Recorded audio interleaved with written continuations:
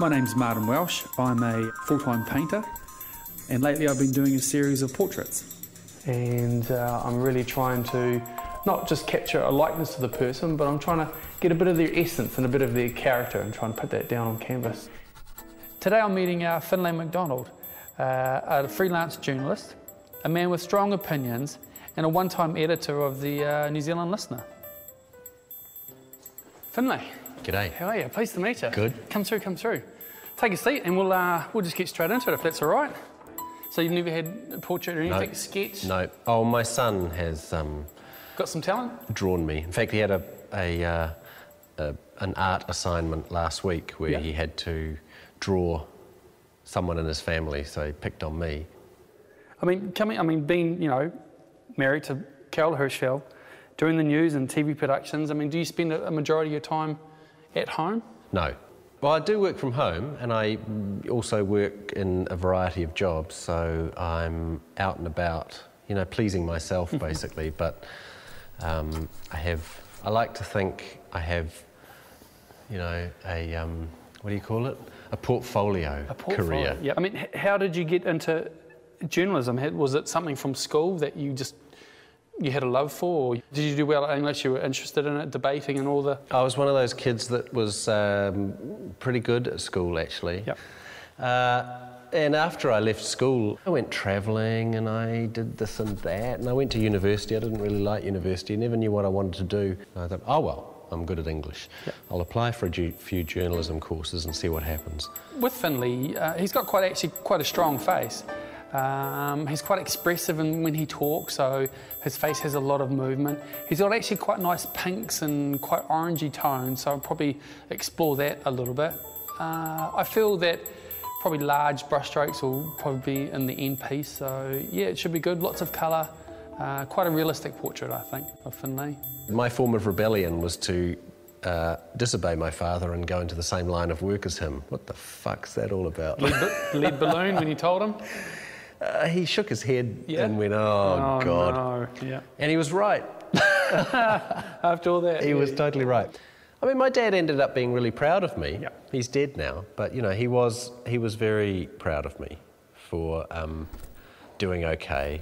And he was my biggest fan in many ways. The listener connection was odd, because you do work experience when you do things like a journalism course. A job came up at the end of the year, and it was for a junior sort of dog's body, and they knew me, so I applied and I got the job. And I didn't know it at the time, but that was really setting sail in a certain direction. By the time I got into journalism, it did make sense. I was interested in current affairs, I was interested in the harder end of journalism. I was idealistic and I wanted to change the world, and I was, like you are at that age, the first person to have ever stumbled across the innate inequalities and corruption of life. Later on, I became an editor and had to reacquaint myself with lifestyle journalism. Found out that I didn't really dislike it that much after all. It wasn't one of those ambitions that you'd have. I think if you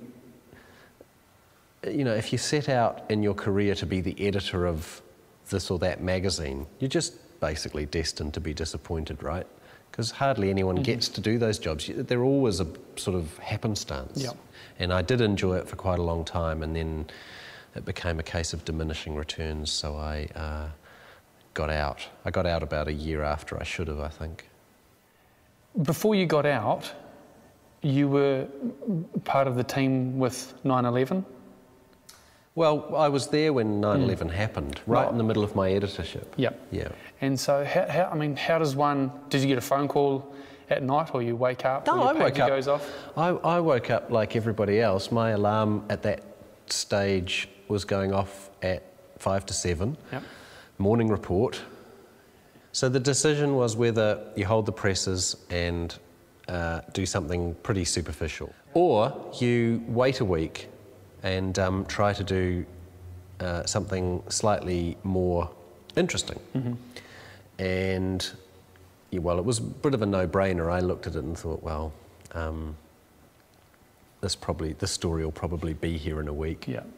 It was a bit of a milestone. It was sort of exactly halfway through my editorship, and it was one of those moments when you have to act on your experience and confidence.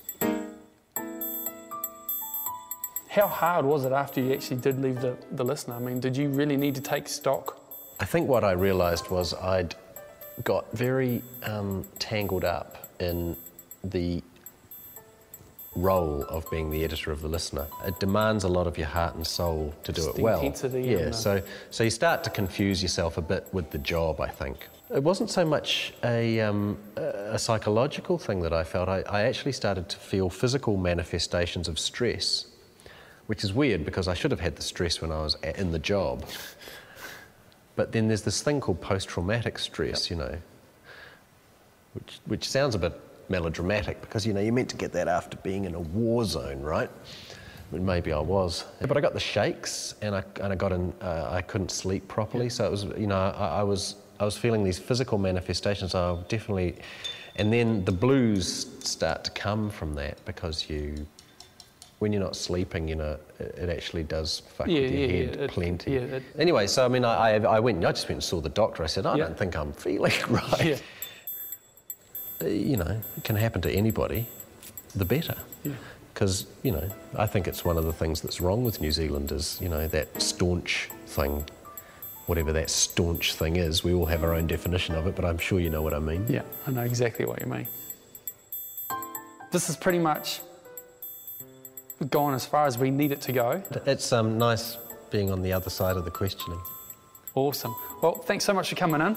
Thank you. And this is where we walk out. Okay. We'll get you back in about 10 days' time. Yep. And we'll show you. You're not nervous about how it's going to come out? I'm not looking forward to it. Not looking forward to it. Finlay. G'day. How's it going, all right? Good. Yeah, good. Not too bad waiting? No, I haven't been thinking about it, been too busy. Oh, good. Look, basically what it is, we don't muck around. I'm just going to get you to stand here. Yep. I'm going to turn you around. There's no waiting, nothing, no nervousness. Don't look around. Okay. I'll come back. I hope so.